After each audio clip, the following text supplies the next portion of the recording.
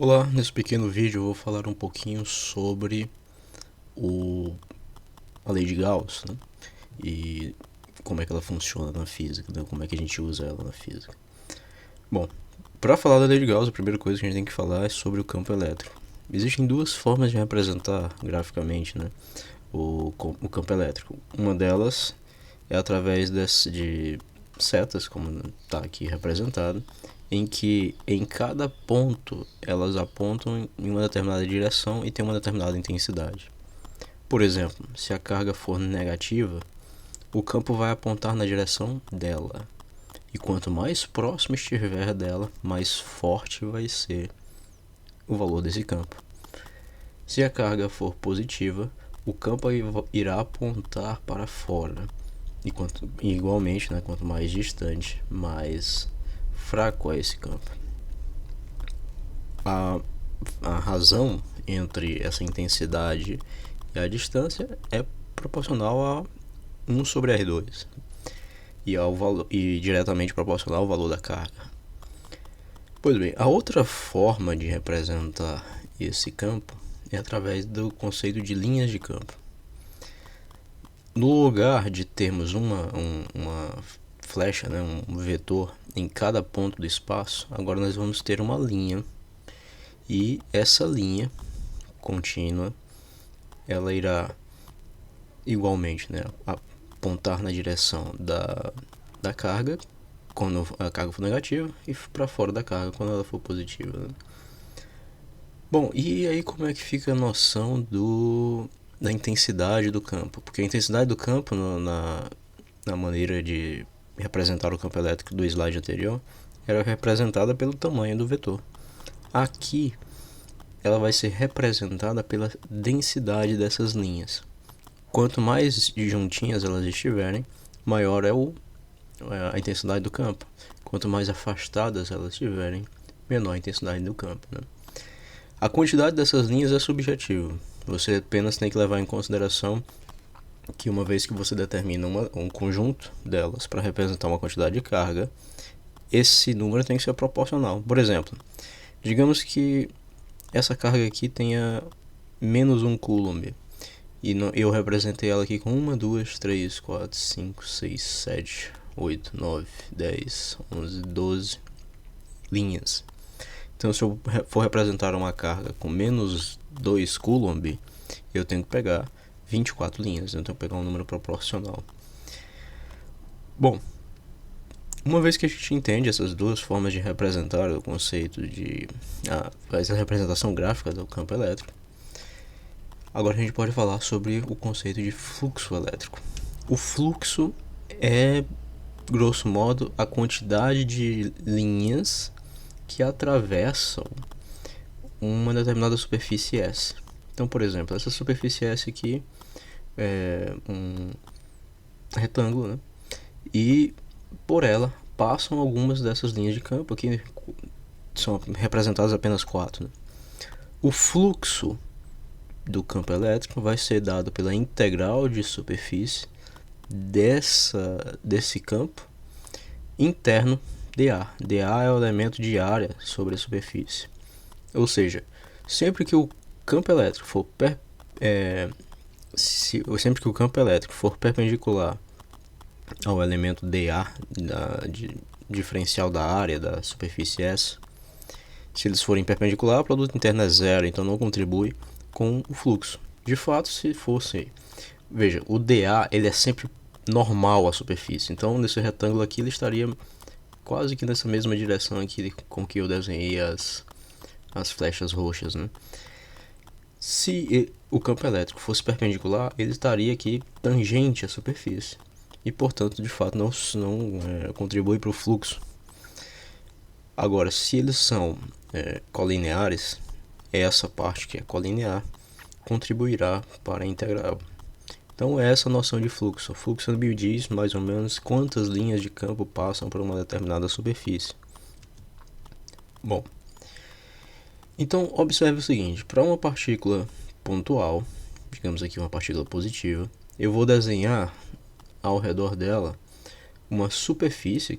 Aqui está desenhado como uma linha, claro, mas imagine que isso aqui é uma superfície esférica. externa a ela. Vamos ver como é que fica a integral. A integral do fluxo, aqui no caso com essa bolinha, representa que essa integral é fechada, a superfície é fechada, né? Ora, o campo elétrico vai ser igual a carga sobre 4πε0 vezes o R versor, né, na direção radial, dividido pela distância quadrada, que no caso aqui seria a distância da partícula até a superfície. Interno, o elemento de área dA. Esse elemento de área é sobre a superfície da esfera, né, a casca esférica. R2 ao quadrado, seno de θ, dθ, dφ, R chapéu. Isso aqui é lá das transformadas em coordenadas esféricas, ou coordenadas... enfim, coordenadas esféricas, né? Você tem aqui, no caso, a área poderia ser...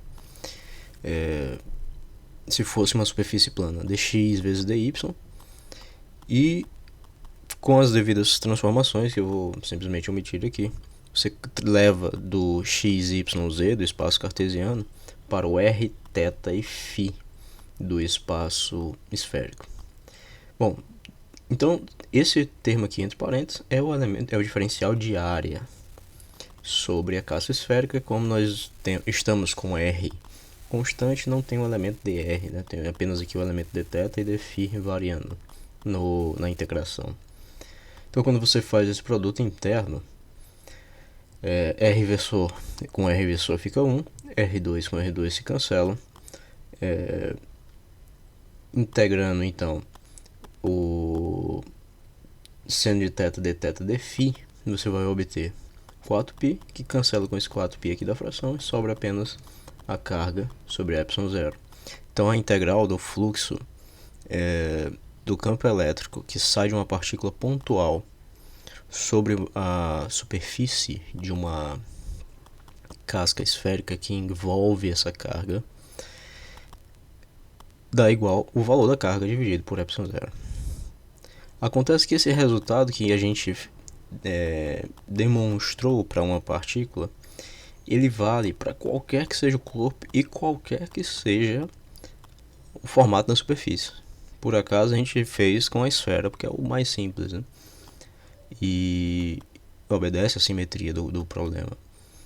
Mas qualquer que seja o formato da superfície, qualquer que seja a carga que pertence ao corpo, qualquer que seja o formato do corpo, enfim, esse resultado ele é geral. A integral fechada do campo elétrico interno dA vai ser igual à carga que está encerrada, que está dentro dessa superfície que envolve a carga, dividido por ε0, qualquer que seja a carga, né? Então é isso que nós estamos chamando de lei de Gauss. Essa função aqui, essa integral aqui, é a lei de Gauss. E ela é particularmente muito útil, porque facilita muito a gente calcular o campo elétrico, por exemplo. Calculando o campo elétrico vindo lá das equações da lei de Coulomb, né? Em algumas situações, a depender da geometria do problema, pode ser bem complicado resolver essas integrais. Mas com o auxílio da lei de Gauss, alguns desses problemas se tornam muito mais simples de serem resolvidos. Então essa é uma das grandes utilidades da equação da lei de Gauss. Então, para encerrar esse vídeo, vamos falar aqui como vamos falar sobre o campo gerado por uma esfera homogênea carregada e vamos calcular esse campo. Tá aqui a esfera de raio R, e vamos calcular esse campo numa região externa à esfera.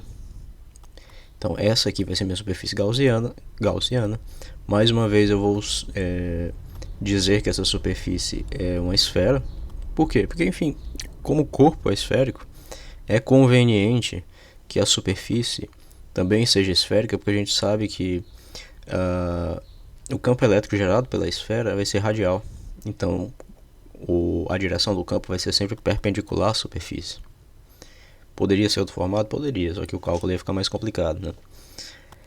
Bom, então a integral lá do da lei de Gauss vai ser igual E e dA são perpendiculares entre si, logo a gente pode substituir aqui o E pelo módulo do campo elétrico e a área vai ser a área de uma casca esférica 4πr2. Isso aqui tem que ser igual pela lei de Gauss a carga encerrada pela superfície gaussiana dividida por ε0. Passando esse 4πr2 dividindo, nós obtemos o campo elétrico de uma partícula pontual, mesmo aqui sendo uma esfera, né? Então, esse resultado me deu o campo elétrico externo a uma esfera de carga Qzinho e raio Rzão. Interno, aí seria um outro cálculo, né? Porque aí nós teríamos que ver a quantidade de cargas que estaria dentro da superfície gaussiana interna que eu desenhasse, né? Mas enfim, eu vou encerrar esse vídeo por aqui. Eu espero que tenha ficado claro.